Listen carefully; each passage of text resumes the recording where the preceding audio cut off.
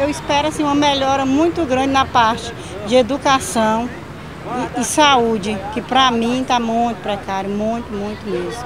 Político, pare de roubar e facilite mais a vida de quem quer se aposentar, tipo deficiente, e as pessoas que estão precisando de mais emprego também, que tenham mais emprego e que a gente tenha um Brasil mais justo, com pouco ladrão, e que esse pessoal do Congresso Nacional pare de roubar. Muita paz, muito amor.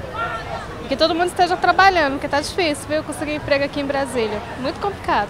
O que eu espero do Brasil?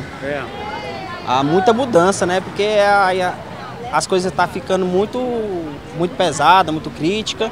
A pior coisa que tem, que eu acho que hoje, é a violência e a falta de educação. Eu acho que os governos tinham que pensar mais em investir mais em educação, né? Eu acho que aí melhora. O sistema de saúde que está muito precário, né? Eu espero que seja muita coisa melhor, muita coisa mude, acabe mais a corrupção, as pessoas tenham oportunidades iguais, que todo mundo possa ter uma oportunidade também.